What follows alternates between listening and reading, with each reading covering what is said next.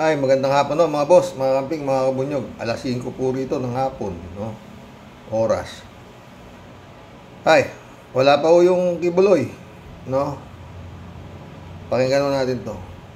Kibuloy, nanindigang hindi siya sisipot sa mga pagdinig, Senado, Kamara, at Kamara. 17 hours ago lang ho ito, no? Nanindigan si Pastor Apollo Kibuloy na hindi siya sisipot sa mga pagdinig ng Kamara at Senado. Narito ang report. Hindi pa rin daw sisipot si Pastor Apollo Kibuloy sa mga pagdinig ng Senado at Kamara. Yan ang sagot ng pastor sa show cause order na inilabas ng Senado. Sa compliance letter, iginiit ng kampo ni Kibuloy na incriminatory o masyado raw dinidiin ang pastor sa mga pagdinig ng Senado kaugnay sa mga alegasyong pang-aabuso ng pastor sa ilang miyembro ng Kingdom of Jesus Christ. We still believe po na yung resolution itself is incriminatory and therefore useless po. Explanation ng abogado ni Kibuloy. No? Para kay Pastor Kibuloy na siya ay pumunta sa Senado without sacrificing his fundamental Bill of Rights. Mayroon namang Alam nyo kung lahat ng tapatawag sa Senado, itong gagawin. Kukopyahin itong style ni Kibuloy at lumusot ito. Wala na Senado, wala na Kongreso. Ganito lang gagawin. Sampa kayo sa kaso. Ha?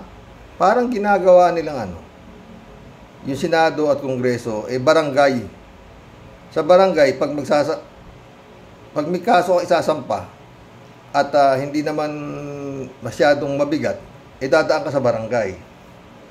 Yung mga property dispute na ganyan, kagaya nung nangyari sa ipag ko, hindi sila po sumipot 3 beses, di magbibigay na recommendation to file action in court, ganun.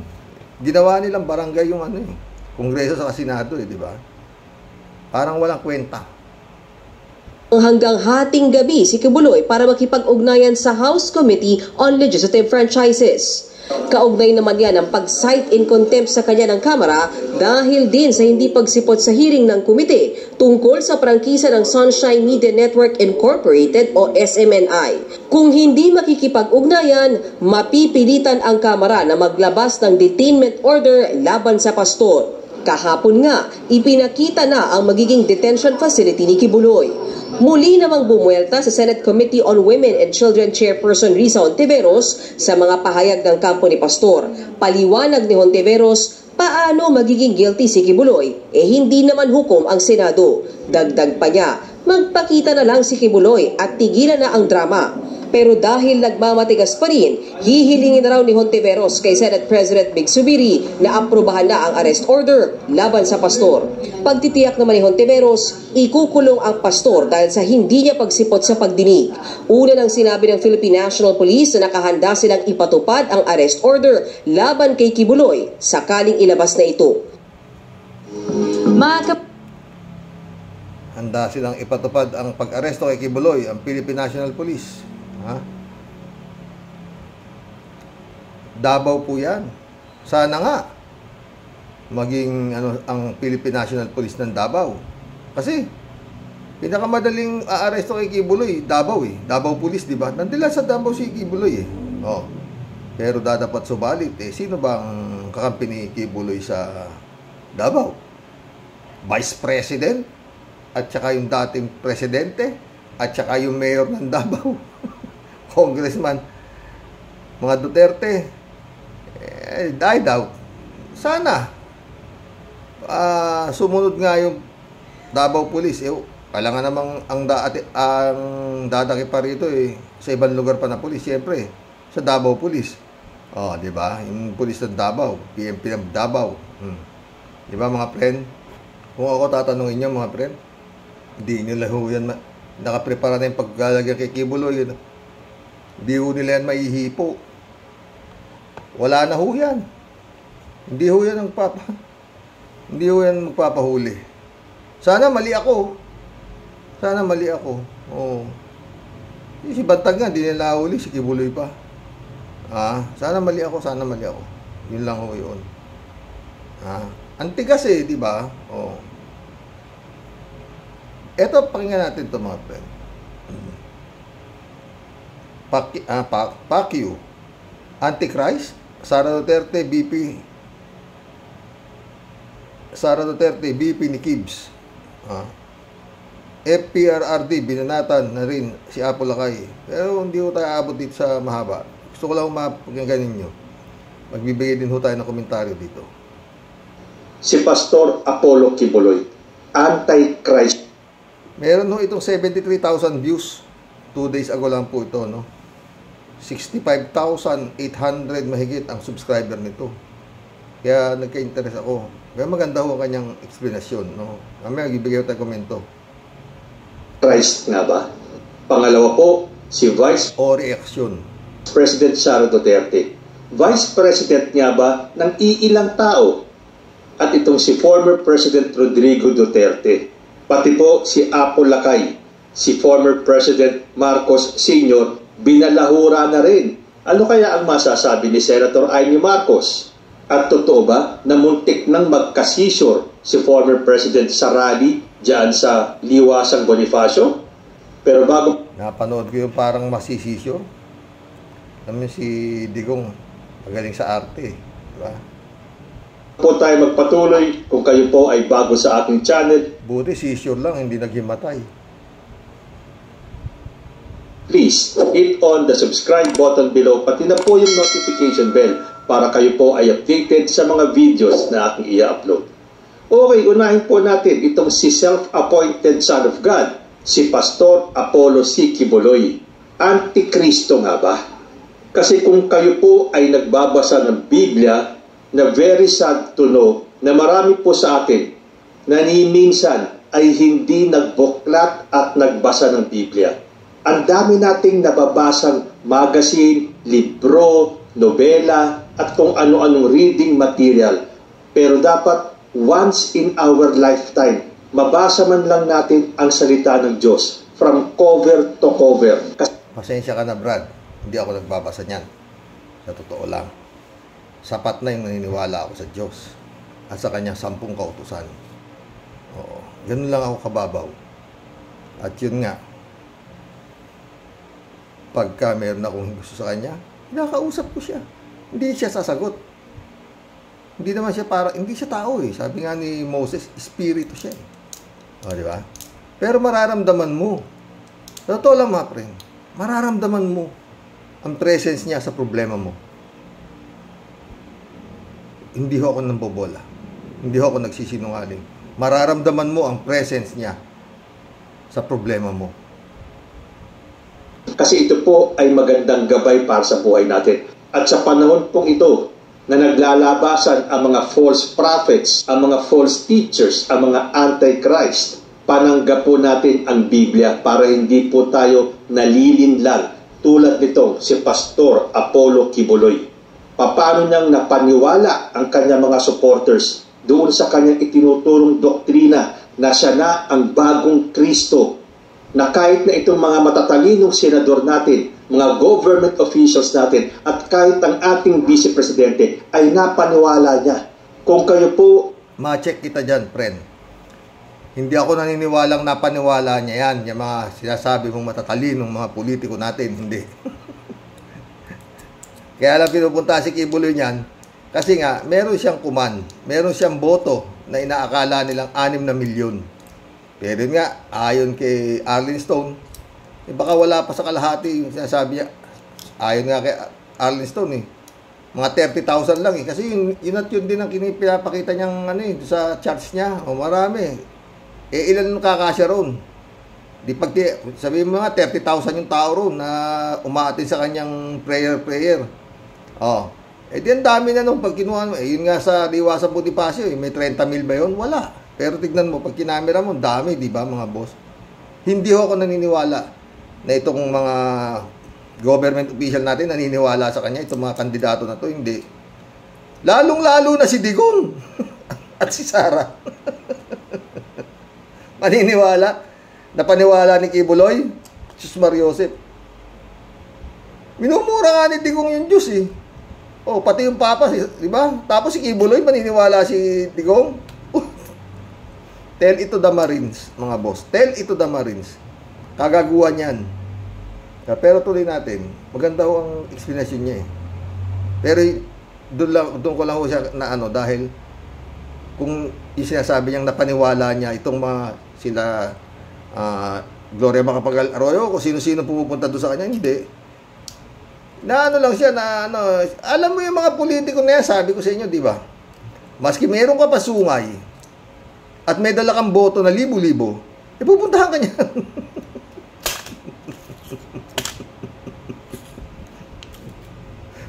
Sige, tuloy natin. O ay nagbabasa ng Biblia, alam niyo siguro na mayroon sinampit ang ating Panginoong Hesukristo nung sinabi niyang, I am the way, the truth, and the life. No one comes to the Father except through me. Yan po ay nasa John 14:6. Pero itong mga supporters and believers ni Pastor Kibuloy, malamang hindi po nila alam ito.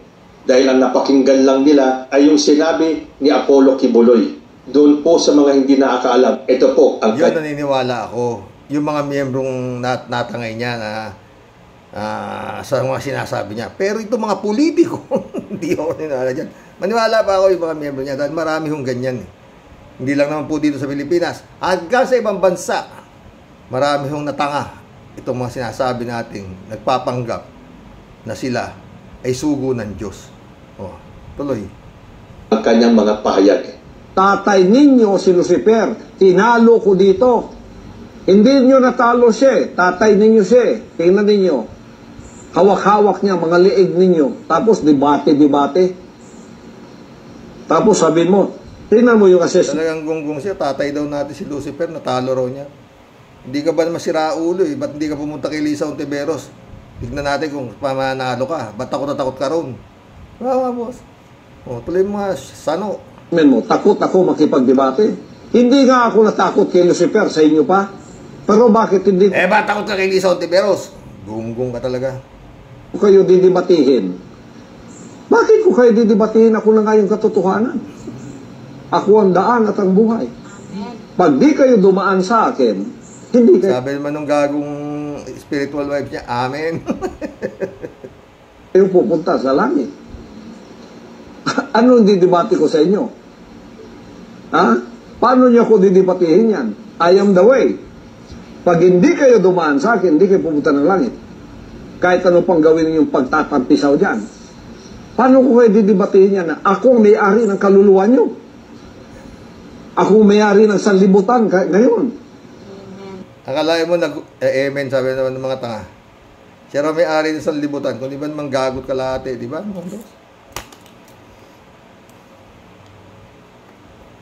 Paanong tuloy mo? Magdidibati ako sa inyong mga hunghang kayo. Sino kayo? Kayo? Ikaw ang hunghang, gago. Ikaw ang hunghang na pinaniwalaan ng maraming kapwa mo hunghang. Ulo talaga. O ang sumuko sa akin sapagkat panalo na ako sa tatay ninyo, si Lucifer. Amen. Na siyang may-ari ng mga kaluluwa ninyo. Kaya, pumunta kayo sa akin, sumuko, sumurrender, at magsisi na kayo at iwan ang serpensin nyo at sundin ninyo ang lahat ng sinasabi ko sa pamamagitan ng mga salita ng aking Ama. Kung hindi, ano? may kalalagyan kayo, igagatong ko rin kayo sa kalan ng impyerno. So, napakinggan nyo po mismo, galing Pakinggan pa natin si Fred. kay Apollo Kibuloy. Nung sinabi niya na siya na ang daan, ang katotohanan at ang buhay at walang makakarating sa Ama na hindi dumadaan sa Kanya. So sinasabi niya na siya na ang bagong Kristo dahil sabi po sa Matthew 24:4 and 5, and Jesus answered them, see that no one leads you astray, for many will come in my name saying, I am the Christ, and they will lead many astray. So sabi po ng ating Panginoong Jesus, huwag kayong pumayag na may aakay sa inyo palayo sa Kanya. Dahil marami daw ang darating at sasabihin na ako ang Kristo. Ano ba ang sinabi ni Kibuloy? Na siya na ang Kristo. Dahil siya na ang daan, ang katotohanan at ang buhay. At walang ibang makakarating sa Ama kung hindi dadaan sa Kanya. Ito ba ang taong gusto nyong paniwalaan? Ito ba ang taong inyong iniidolo at sinasamba? Si Kibuloy po ay ang tinatawag na false prophet or antichrist dahil kinuha niya na yung titulo ng ating mahal na Hesukristo. Sa John 14:6, sabi niya, I am the way, the truth, and the life. No one comes to the Father except through me. Pero bakit ito mismo ang mga katagang sinasabi ni Kibuloy? Nililin lang niya po kayo. Kaya magkomento na po tayo dyan sa parte na yan, no? Mga friend. Alam nyo, sa bagay, sa mga subscriber ko, wala pong nalilin lang, alam ko, ng mga uring ganito, no? Kasi nga, marurunong yung nandito. Bawal ho dito yung bobo, no? Mga boss. Pero share nyo to, mga friend. Baka sakaling meron pang mga tanga-tanga riyan na ewan ko, no? Napakarami pong sekta, no?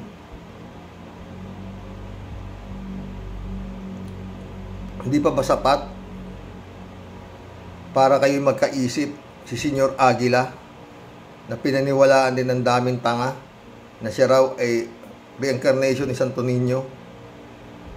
Si Icleo na siya rin daw ay nakakapagpagaling ng mga sakit. Sumikat din yung Icleo, di ba? Marami pa, mga boss, na mga ganyan. Ito lang payo. Marami hong pastor, oo. Bagay, alam ko yung mga nandito, wala akong tangang kagaya nito mga naniniwala sa mga ganito, no? Wala akong problema yan. Kung ang nagsasabing pastor, yun nga, sila'y nangangaral ng galing sa Biblia, no? Wala akong problema doon. Kung nanggaling ako sa Biblia, ang kanilang sinasabi. Pero pag dumating na po sa punto na tinuturuan na kayo kung sino ang inyong dapat na iboto, aba, kumalas na kayo dyan. Kagaguhan ho yan. Bakit? May karapatan kang piliin ang gusto mong iboto. Suriin mo yung klase ng taong kandidato. Kung karapat-dapat nga bang iboto. Mantakin mo, Robin Padilla, number 1 senador. Oh. At yun nga sinasabi nito si Kimo, na napakalaki ka ng utang na loob niya dito kay Kibuloy. Dahil nga marami raw siya miyembro. 6 na milyon. Kinawad niya pa. Asan yung 6 na milyon? Itong kanyang rally sa Liwasang Bonifacio. Nasaan? Oh. Di ba, inasabi, panatiko, di ba? Panatiko. Kailangan iligtas nila si Kibuloy. O, asan? Yung 6 na milyon. O, puro bata yung nando dun. O, diba mga friend? Marami na pong napahamak ng dahil dyan sa maling paggamit ng inyong utak. No? Sinasabi na nga po na God is everywhere.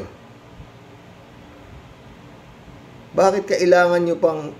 Anyway, kung talagang maayos naman yung pastor. Meron ako mga kilalang pastor, maganda namang Pero yun nga, pag dumating sa punto na yung pastor, tinuturuan na kayo kung sino inyong iboboto. Kalag na.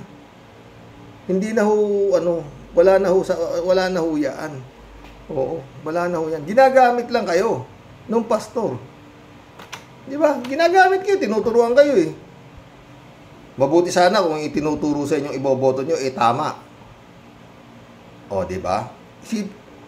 Isipin nyo lang naman Okay lang naman kung tama yung sinasabi ng pastor nyo. O, dito tayo, ito iboto natin. Ito magpaayos na ating buhay, ganito. Pero i-explain niya kung bakit yan ang inyong, hindi yung, di ba? Paliwanag niya sa miyembro niya kung bakit ito ang dapat iboto.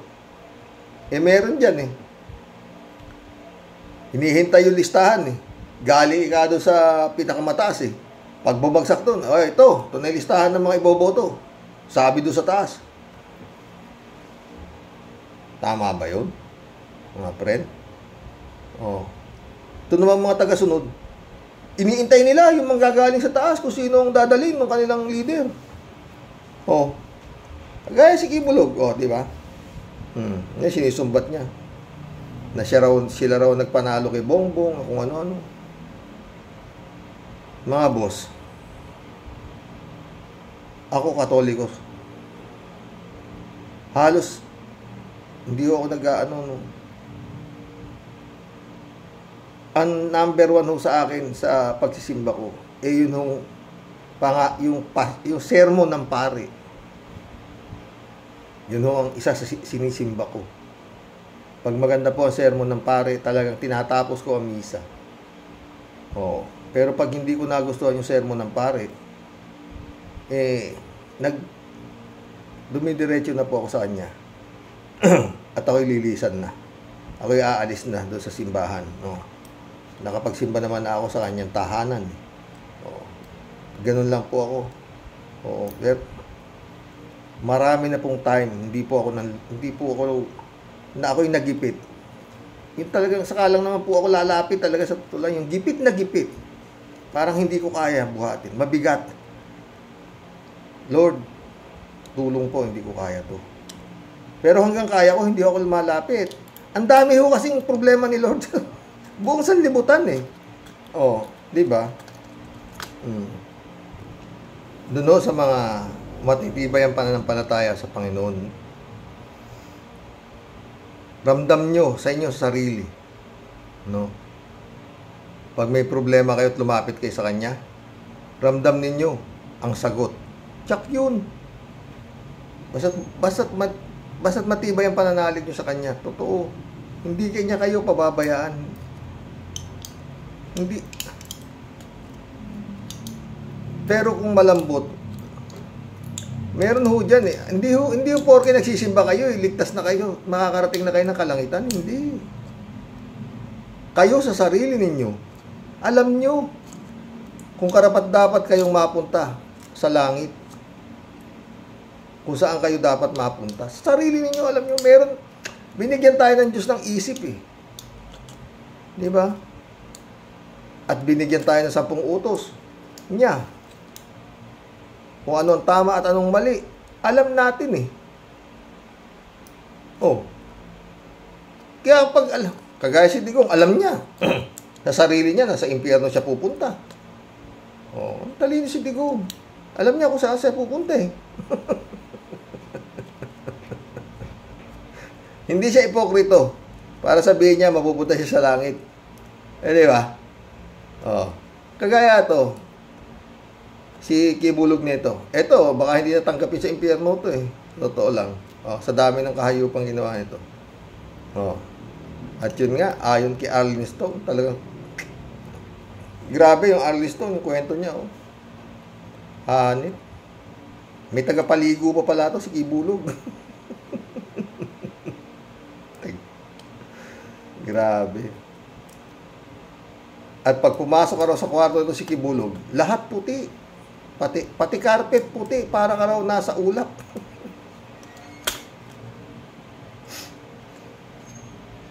At gusto niya, certified virgin ang kanyang magiging iaalay sa kanya. Putak. Alat eh. Visit. Magkulam na po tayo. Yun po. Yun lang po yan. Oh. Siguro, baka meron sa inyong mga ibang, meron akong anak-anakan eh. Oh. Nandun ho siya doon sa Regilio na yun. Malis na ho siya. Sabi niya sa akin, nasa abroad po yun. No, isa rin ng subscriber. Malis ako tayo, sabi niya. Pero yung mga magulang ko nandun pa rin, sabi niya. Eh, hindi ko naman sila pilitin eh. Oh. Pero ako, umalis ako. Sabi niya. Dahil matagal ako doon tayo, sabi niya. Pero nung napag-isip ko, bakit nagdidikta ito ng iboboto? Buti kung alam ko naman tayo na pinaboboto niya eh, walang kwentang kandidato. Oh. Kaya umalis ako, sabi niya. talagang devoted at talagang ano siya doon, ha? Doon sa relihiyon na yun. Talagang matagal ako dyan, tay. Pati magulang ko dyan. Ay, magkulab na po tayo, mga friend. Paulit-ulit, no? Huwag po tayong gumawa ng masama sa kapwa. O, yun nga. Sundin natin 10 utos ng Diyos. O, hindi na natin kailangan ano pa. Langit na tayo mapupunta. No one is perfect, di ba? Pero wag naman yung masyadong grabe kagaya ng mga ganyang kaya mong magpapatay ng tao. Ibang usapan na ho yan. Crimes against humanity, rape, mga ganyan. Marami ho eh. Kaya nga paulit-ulit ako sasabi, eto na ho ang impyerno. Nandito ho yung mga demonyo, nabubuhay. Sarili nilang anak, ginahasa.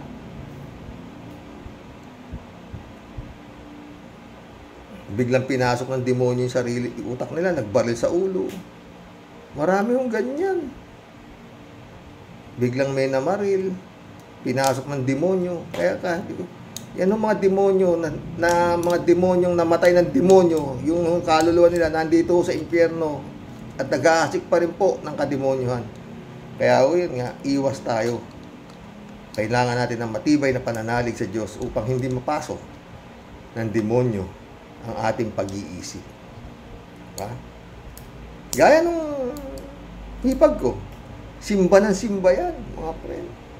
O hindi yan nag-absent. Nagbabasa pa ng Biblia. Napasok pa ng demonyo ang utak. Hanggang ngayon, hindi pa bumibigay. Oo. Hanggang ngayon, ginagamit niya pa rin ang korte sa kanyang kademonyohan. Magkulab na po tayo, mga boss.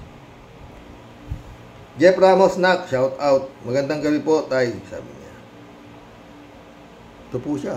Sinasabi ko sa inyong anak-anakan ko. Na South Korea.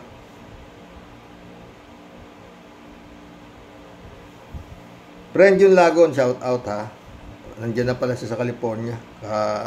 Nag-message sa akin. Ayun na, pastor.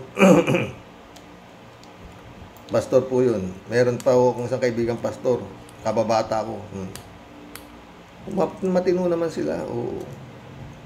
Anyway, hindi naman sa pastor. Meron din ng mga pare na tao lang yun, di ba? Na napapasok pa rin ng demonyo ang utak. Di ba? Pero to si Kibuloy, talagang demonyo na to. Oo, na nagpanggap na siya ang Diyos. Librado Ludovico, shout out. Blessed morning po, Karoke. And to all Rocky Warriors watching from Edmonton, Alberta, Canada. God bless. Stay safe and healthy. Correct ka. Correct, Karox. Isa yan sa hindi nabigyan ng pwesto sa gobyerno ni Bong ito. Ano siya, no? Noel Matela, shout out. Sira na talaga ulo ng mga taong yan. Oh. Nasira dahil sa pasok ng demonyo. Oh. Ang taka mo, abogado yan. Yung content ko kahapon, abogado. Di ba? Si Panelo, abogado. Si Roque, abogado. Pero, si Digong, abogado. Pero si Sara Duterte, pero lahat ho nang nagpo-protect diyan kikibulog, pinoprotektahan mo yung baliw, di baliw ka, di ba? Ayan, tawag nyo kay Kibuloy. Normal ba yan? Sabihin niya, hawak niya kaluluwa ng tao, natalo niya si Satanas. Baliw. Di ba? Wala nang iba pang paliwanag doon, baliw. Na pinaniwalaan ng tao. Pero yun nga, paulit-ulit, kung sasabihin mong naniniwala si mga politiko dyan, hindi ko ako naniniwala doon. Tsaka ito mga sila, Harry Roque na ito, mga ganito, diba? Sa dami, pera ang pinag-uusapan dyan. Hindi ko yan naniniwala dyan. Oo. Tsaka yun din ako, hindi ako naniniwalang maaan yan. Para sa akin, sindikato eh. Sindikato yung nayan eh. Nakapanood kayo ng mga pelikula nung araw. Yun yung mga batang kalye, kinukuha po ng sindikato. Yung pong mga yagit sa kalye ng mga bata, Siguro napanood niyan, di ba mga friend? Kukunin ho yan ng sindikato at ilalagay ho sa bahay, pakakainin. Bibigyan ho ng tulugan. Kasi nga mga batang kalye, nagkalat po sila sa kalye. Pupulutin po ng sindikato yan. At yun, pakakainin yan, ikukulong sa bahay.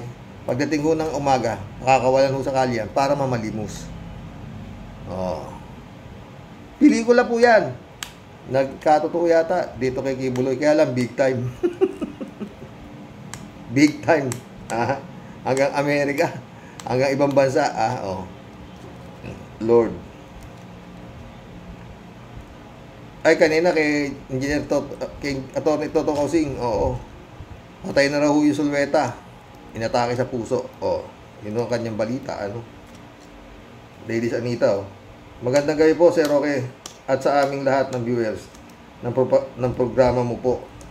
Napakinggan ko nga ang paliwanag ni former Senator Trillanes report talagang kailangan ni PBBM na asikasuhin yung ginawa niya sa West Philippine Sea.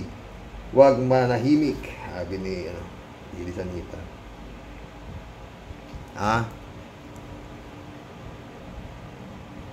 Ani Aquino, shout out. God, good evening po. Mahirap talaga yung iniwan ni si Digong. Gusto pa yung anak niya pumalit si Sara. Kaya puro sisi sa kanya, pati lugar sa dagat na isakripisyo niya sa pansarili niyang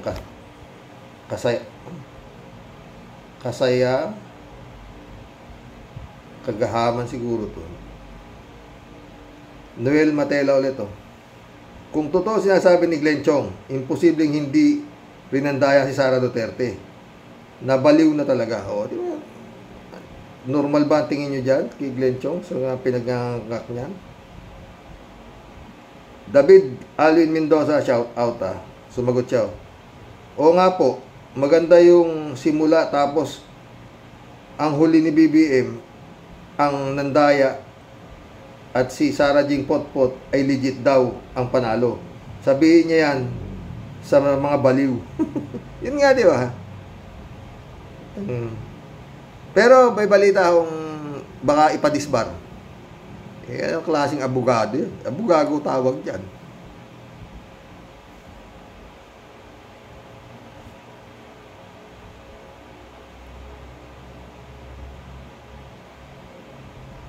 Si user, oh.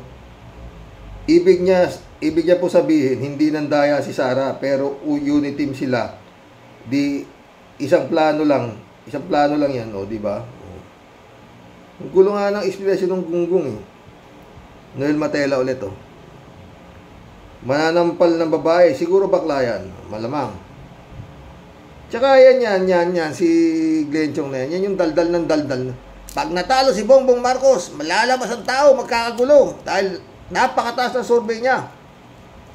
Yung pagdadaldal niya nun, hindi pa nag-i-eleksyon eh. Daldal na ng daldal yan na walang talo si Bongbong. Which is true. Lumabas, di ba? Noon pa dati sinasabi ko na, wala na, tapos na. Kasi nga, si Digong lumabas. Gusto ko, bago ako bumaba sa pwesto, makakita ako ng malinis na eleksyon. Subukan ninyo mandaya. Pahuli ko kayo sa pulis. Puto, sila administrasyon, sila lang may talaga. Sabi ko, tapos na. Noel Matela ulit to. Kapag si Sara naging presidente, malamang magiging puppet president siya. Si Chuck yun.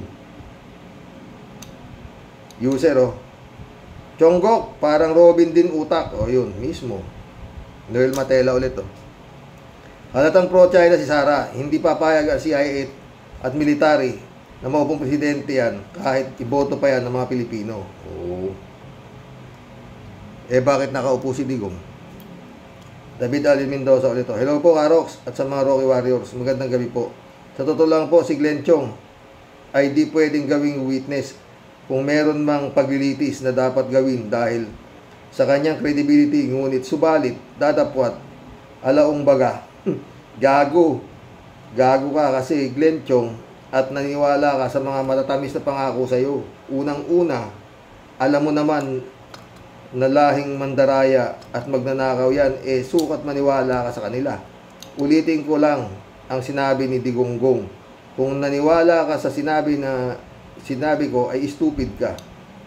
Sino ngayon ang naisahan? Sige po, Karox. Blessed evening po ulit and happy weekend po sa inyo at sa wife niyo po. Thank you. David Allen Mendoza ulit. Ha? Karox, ungas nga po talaga yan si Glenn Chong at Maharlika. Umasa kasi sa pwesto ng gobyerno pero natunugan ni BBM na doble kara sila kaya iniiwan na sila sa ere. Alam mo, David, marami pang nandiyan sa pwesto na doble kara na dapat nasibakin ni Bongbong kung gusto niya na hindi magulo ang kanyang diskarte. Ha? Ito. Si Lani Relera, welcome to the club. Bakit porke nakipag-meeting si Lisa, that means nandaya na?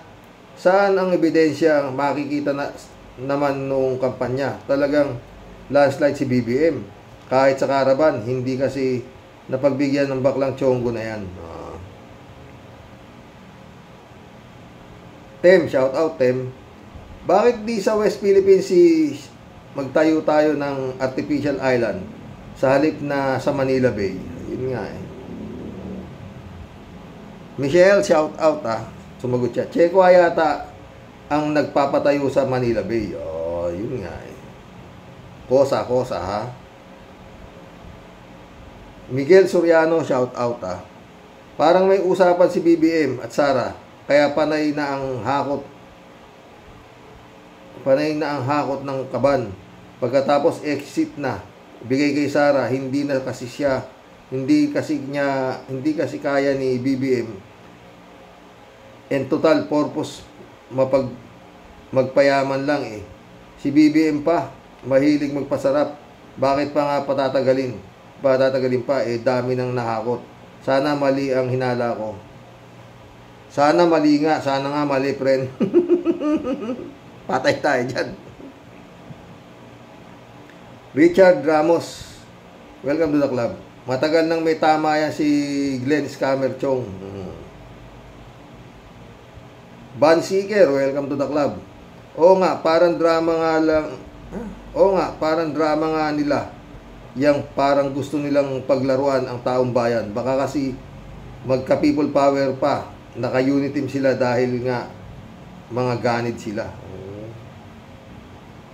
Ben Torres, shout out Buti na lang at one term lang ang presidente. Kung nagkataon, durog ang bansa natin. Salamat kay Cory. At salamat kay Pinoy. At nag-member tayo ng ICC. Diba? Miguel Soriano ulit. Karox, bakit ka nangangalumbaba? Pati si Hontiveros, bakit kasi tayo lang ang lumalaban at matapang? Si BBM walang emosyon. Baka tama ako. Magugulat na lang tayo. Si Sara na ang appointed president ni BBM kasi hindi sanay sa hirap. Sana mali ako pero kinakabahan talaga ako. Ikaw naman, Miguel. Huwag kang nagiinom ng kape, friend.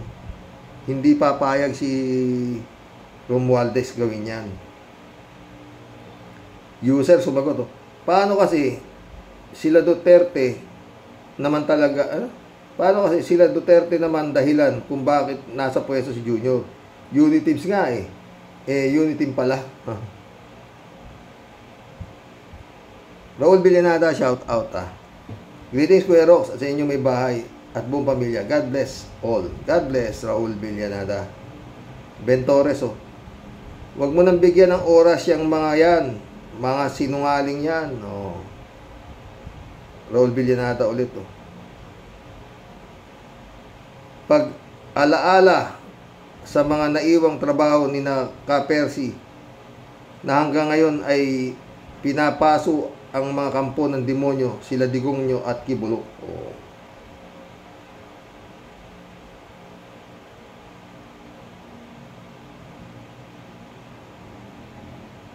Ferdinand San Juan, shout out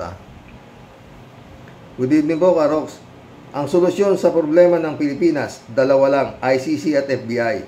Kapag ang dalawang yan, nagtagumpay dyan na magsisimula ang pag-unlad ng ating bansang Pilipinas. Yan po ang aking pananaw. God bless po. God bless, Ferdinand San Juan. Sana nga. Raul Villanada. Yan si Glenn Chong, nung pa man, nakitaan na yan ng may kakaibang laro. Hindi mutain na kunying si BBM marunong din lumasa. Sumagot si user. Di naman nilang mga supporter yan, mga malalim na dahilan kung bakit, pero mali pa din. Kapit naman sa ibang gahamang politiko. Pilipinas, kung mahal, kung ginawa ng mga politikong gahaman, suga pa sa pera ng bayang Pilipinas. Kawawang mga Pilipino. Totoo yan, user. Kawawan talaga. User ulit, oh. Tama yan, boss. May tama talaga yang mag-inang tama ka. Kalat ni Baya, shout out. Ren Sherwin Sapeda, shout out. Christian Sen, July 7 Alcantara. Friend Jaime Bingson, shout out. Dolor Garcia, Belinda Magtangog, shout out sa inyo mga friend. Sabi ni Friend Sherwin, muli po, Impong Basyang Team Teateli, bumabati po ng mapagpalang buhay sa buong team ng Rocky Warriors the Great. Si Rox, Man of the Day, Blem Chok. Yun nga si Rox, ang tanong po, why only now po? Why not before maganap ang krimen po na isinisigaw niya sa ngayon? Nag-alatarsan din siyang ganyan. Sana po kung talaga pong para daw siya sa bayan. Noong pa lang pong araw na para nang sasabog ang kanyang dibdib sa sobrang himutok, dapat po noon pa po niya ginawa at isinagawa sa taong bayan. Di sana wala po siya ngayon dyan sa halos pumutok ang litid, malagutan ng hininga sa kasisigaw po. Too late the hero. Too late the hero to be a hero. Too late the hero to be a hero po. If that's what you're trying to be, Mr. Himutok. Naganap na po ang di po sana dapat maganap, at wala po sana tayong mga bukol na pinahihinog ngayon na sobrang dusa sa sobrang gulo ng pinagtiisan po ng ating mga kababayan ngayon. Ang tanong ko lang po, ayaw mo po ba sa sinungaling? Ayaw mo po ba sa cheater at magnanakaw? Pero na kaninong panig ka po ba ngayon, Sir Himutok? Ano po ba talaga? Alatarsan o alabarok? Sir, maipapayo ko lang po sa inyo. Lumisan ka na rin dyan sa tapat ng earth.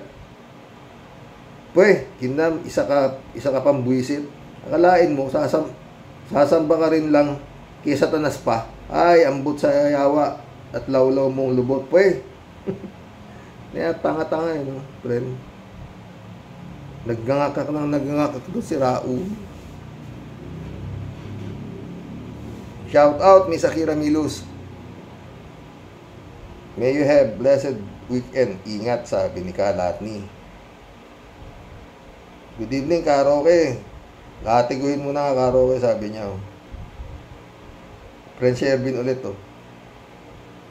Xerox, dagdag pahabol lang po kasi talagang grabe po ang buwisit ko sa Indoropot na nagsisisigaw at nagmamalinis at gustong maging bayani ng mga syunga.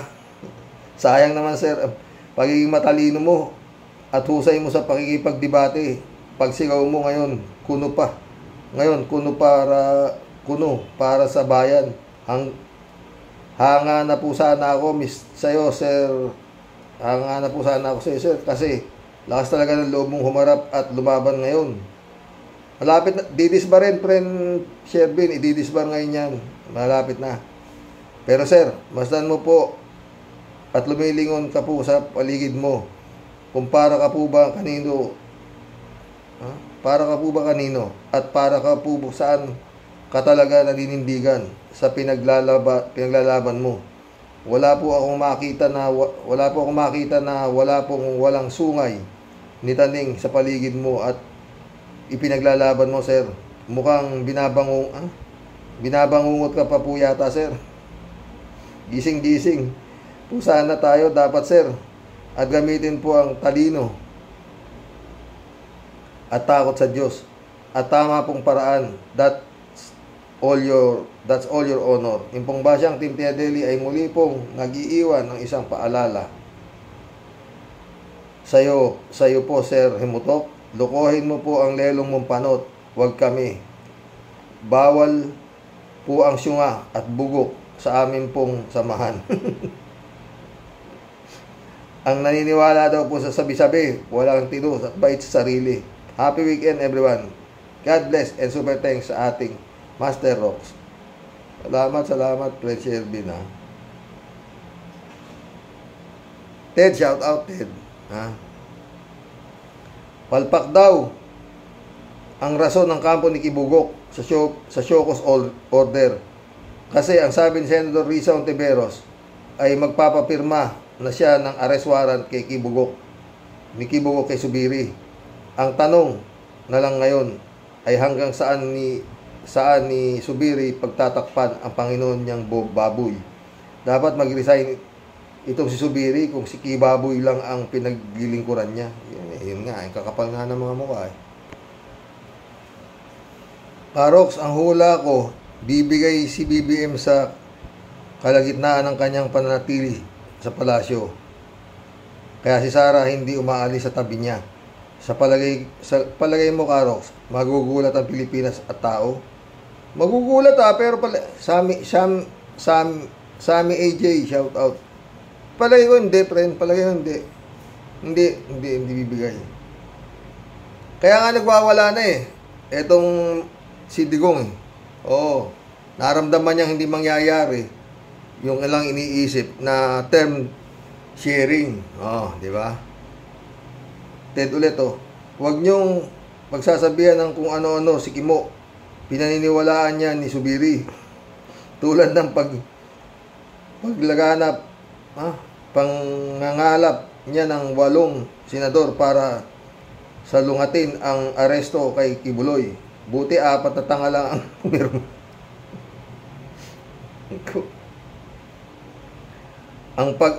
Ang pag-request ni Kimo ng show cause order na okay kay Subiri, mabuti palpak ang rason. Ano naman kaya ang susunod na palpak na paraan para ilibre ang kanilang maraming kasong bayani? Pwede ba Kimo at Subiri, kung wala kayong maisip na paraan, magsipagtago na rin kayo kasama ni Kibugok na baboy, mga unggoy. Galit si Ted kay Kimo sa akin Subiri. Alejandro Bidad, shout out. Karox, nakapentanil din niya si Ilong Bading na to, Chongo. Gusto mong 31 million na sampal, ha? Ready kami, sasampal sa'yo para magising ka. Bading ka nga ba? Totoo ba? Ang daming baliw, dinagdagan mo pa. Induropot ka. Wala ka na bang isaing? Hingi ka kay FL Lisa, tapos sampalin ka niya ng back to back o kinam. Galit si Alejandro. Lilia Arusa ay Lilia Ruasa. Welcome to the club, Lilia. Sino gusto nilang ipalit? Si Sara? Wag na kay Marcos? Wag na, kay Marcos na lang ako. Oo naman. Anong pating, nakaka-nervyos. Diyos ko. Yan si Sara, pag nagagalit, umiikot ang mata niyan eh. Lahat tayo, walang honest. Ganun ang uto. Shirley J. Sir, shout out Ba't ganun ka, Roque? Kung sino pa yung mapanglamang at mapang-api at magnanakaw, sila pa ang matapang. Yan kasi ang hirap pag hindi patas kung lumaban at magsabwat sa mga kalokohan. Pag nag-away ganyan, hindi makahirit si BBM kahit anong gawin sa kanya ng mag-aaman na yan. Ano po, Karox? Yun nga parang ganun nga presidente siya Shirley. Ha? Elizabeth Iscare, shout out Good evening, Xerox. Yan ang hirap na naging pangulo natin. Yan ang hirap at naging pangulo natin itong digong na ito. At yan ang malaking dagok sa ating bansa. Kaya nagkakaganito ang ating bansa. Nalubog na sa utang at hanggang ngayon, ganun pa din ang pangbubuli ng China sa atin na mas lumakas ang kanilang loob kasi nga halos binenta na ng ating bansa dyan sa China. Hay, naku, totoo. Di ba, tatawatan. Mas maganda pa, gawin nyo na lang kaming probinsya na Ha? Republic of the Philippines, Province of China, total. Tawa naman ang tawa yung mga, lahat, ang problema kay Digong Marcos. Lahat na sinasabi niya, tumatawa tao, tanggap nila. No? Lapit na tayo magsang oras. Dennis Ostona, shout out, tawa-tawa siya. Yun si Glenn Chong ko, sinaniban na din ng masamang espiritu ng kasama nila sa nasabing payer rally. Yan ang epekto ng mga talunan sa eleksyon. Nangyayari ito dahil sa pagiging sakim, ganid at kawatan nila sa kaban ng mga taong bayan. Totoo, kawawa, taong bayan. Elizabeth Iscare ulit Xerox, si Chong na yan, di naman dapat paniwalaan ang pagsasabi nito. Siguro nga, dinaya nila ang nakaraang eleksyon. Bakit ngayon lang nila ito sinasabi? Kasabot sila, di ba dyan? Tapos ngayon lang nagdadadada. Ito wala na tayong magagawa dyan. Ano ba ang gusto nila? Na mapatalsik si BBM at si Sara ang pumalit? Wow ha, mga ugok kayo. Di kami papayag, mga ugok. Hindi, wala lang sumuporta ka. Talagang yung kanan nila na sa Liwasan Bonifacio, people power na yun. Wala lang sumuporta. Walang sumuporta. Yun ang totoo nun. Kasi kompleto na nandun si Robin Padilla, Bongo, Bato, Alvarez, yung mag-aman Duterte, anak ng pating. Talagang people power na yun Kaya lang walang militar na pumunta ron para suportahan sila. Joel Madrona, shout out. Naku, huwag kayong magpapaniwala dyan kay Chonggo. Puro laway lang ang pinupuhunan yan. Tutay tayo dyan. Alberto Ulaer, shout out Karoke, anong iniintay ni Presidente Bongbong Marcos? Ilalapa na siya ng mga leon na gutom sa katungkulan sa gobyerno ng Pilipinas. Presidente Bongbong Marcos, kailan pa kayo kikilos? Baka isang araw magising na lang kayo sa gitna ng kangkungan. Papasukin mo ng ICC para sa pangkat ni Digong Duterte, pati FBI ng Amerika. Bigay mo na si Kibuloy, ang satanas na Diyos, Glenwood Chong. Magkanong bilyon ang inalok sa'yo? Huwag mo nang tanggapin ang alok pag hindi trilyon. Hindi madali ang ginagawa mo kung saan ka kumakampi. Karoke. Kung saan siya kumakampi, Karoke, sabi niya. Shirley Jaser. Ang tanong, bakit ngayon lang nagngangakak si Glenn Chong na yan? Bakit wala siyang nahita? Di ba sabi ni Kaper Silapid, walang utang na loob yung mga Marcos? Federico Mandak, shout out. Paano mo paniniwalaan si Glenn Chonggo nito? Maliwanag pasikat ng araw na kaya siya lumipat na sa mga Duterte ay nabudol siya ni Marcos. Sira ulo din, tama. Tama lang sumama ka sa grupo ng mga Duterte na mga sira ulo at mga baliw. Biro mo nga, ng 6 na taon, nagtrabaho, walang bayad daw. Sino maniniwala sa'yo? Bobo.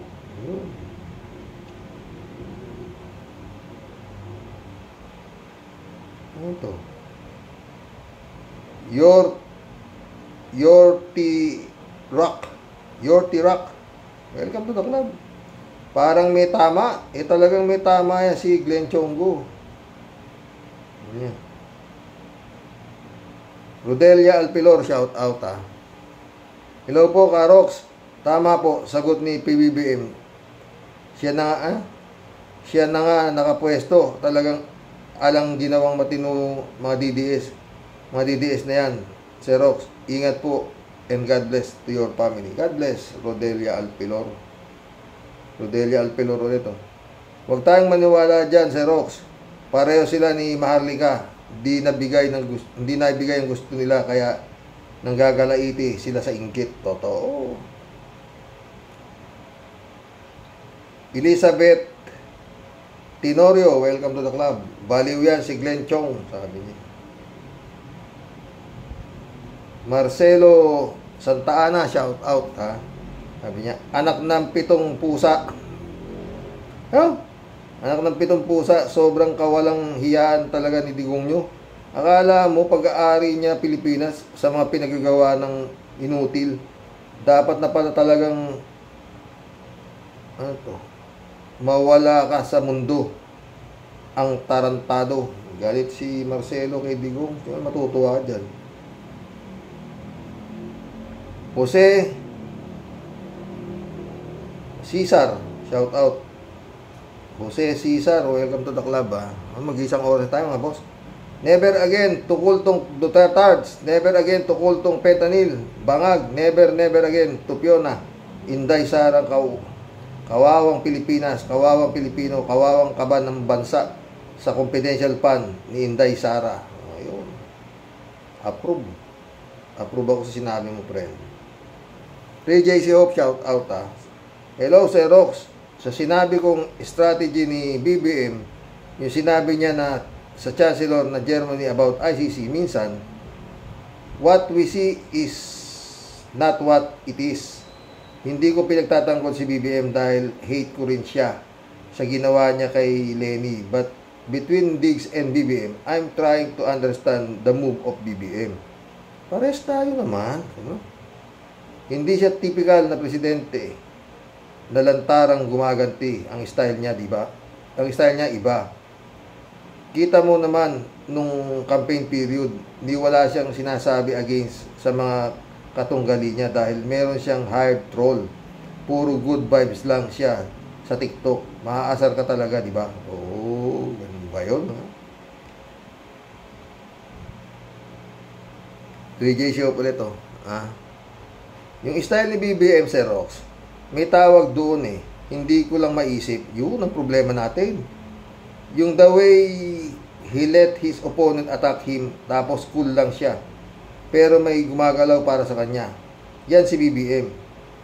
Hindi siya maglalakas loob na travel na malalagay sa alanganin ang pwesto niya. Ikaw ba naman pababayaan mong malagay sa alanganin ang presidency mo? Siyempre meron niyang contingency. Pero kay Sara Duterte niya iniiwan naman ang gobyerno.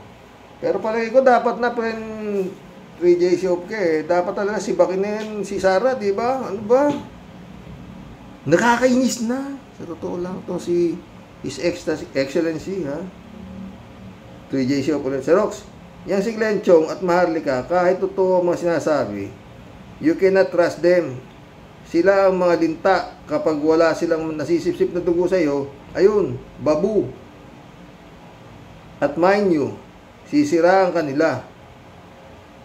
Si Maharlika, di nag-assume na malalagay siya sa mataas na posisyon sa Marcos administration. Come on, we are not born yesterday, di ba, Sir Rox? Oo naman, Maharliko. Wag kami. Wag kami, ha? Alolalia, shout out, my friend. Sabi niya, hindi na alarma si BBM kay Digonggong dahil alam niyang kasabwat pa rin niya ito sa panlilinlang sa mga Pilipino. At hindi na uubra ang mga Duterte sa mga alam niyang kasabwat pa rin siya dito sa panlilinlang sa mga Pilipino at hindi na uubra ang mga Duterte sa mga Marcos dahil hawak na nila ang pangkalahatang kapangyarihan at ang mga ganap ngayon ay palabas na lamang ng kanilang tinatawanan dahil napahina na nila ang tunay na oposisyon. Kawawa talaga ang mga Pilipino na puro pansariling interes lang ang pakay ng mga iniluklok na leader. Good day, Sir Rox, at sa lahat. God bless. God bless, Al Olaria. Jesse Castillo, welcome to the club. Yang kasunduang bayan yung ibinibintang kay Erap na nag-privilege speech ba si Jinggoy sa Senado? Yan yata, friend. Marilo Pabianak, shout out, ha. Good morning po, Tay, at sa mga ka-warriors. What if Tay totoo ang 20 million na within 1 hour agad? Baka 11 million lang nakuha ni BBM, di po ba? Pero wala po tayong magagawa. Ganun na nila sinira ang credibility ng eleksyon na kung sino pa ang tunay na mga lingkod ng bayan ang gusto. Nakakapanghinayang po talaga si Atty. Leni Robredo. Di sana tayo nasa ganitong sitwasyon. Lord, kayo na po ang bahala sa bansang Pilipinas. God bless po tayo at sa mga ka-warriors. God bless, Marilo Pabian. Ito. Batang PX Toits. Welcome to the club. Frigate Deal. Frigate Deal. Paalam ni Senator Trillanes, iyak si Congo. Reynaldo Gonzalez, shout out, ha. Sabi niya, magaling ka pa sa attorney, Sir Rox. Ginagamit common sense. Pwede ba akong panotaryo sa'yo ng libre? Panotaryo ko lang deed of assignment na paghiwalayin ang baliw at di baliw sa bansa natin. Pwede ba yun? Kung nag-abuga siya pala kayo, Sir Rox, pwede kayong mag-collab ni Attorney Enzo. Di pa nga kayo attorney, galing yung sumayko. Attorney Roque, Expectation 2025. Expect the unexpected. Patay tayo dyan. Danny Santos, shout out, ah. Itong si BBM, halatang patay-patay. Baka maging huli na ang lahat at siya pa ang pumasok sa kulungan. Maraming niluluto ang grupo ni Duterte at hindi nangingiming magpapatay ng tao para lang maging presidente nang biglaan si Sara. Yun lang, Dani. Parang tanga si Bongbong at hindi mahalaga sa kanya kung lokohin man siya. Ganyan nga ata ang mga Ilocano. Mas mahalaga ang mabantot na bagoong. Patay tayo dyan. Danny Santos ulit, oh. Sobra talaga takot ni Bongbong kay Digong Duterte dahil ipa-EJK siya ng mamamatay taong taga Davao. Dapat kumilos na si Bongbong bago maging huli ang lahat. Beijing BBM, Sancho Panza de la Brocha, shout out, ha. Eman Escalona, nak, shout out. Rowena Rokia. Welcome to the club, Rowena. Bakit kaya hinahayaan ng first family na binababoy sila ng mga taong may tama sa ulo? Yun lang ang tanong, ha. Ay, mission accomplished, mga boss. Mga friend, ha? Pananalig po sa Diyos, dapat matibay. Magandang gabi po. God bless. Good night.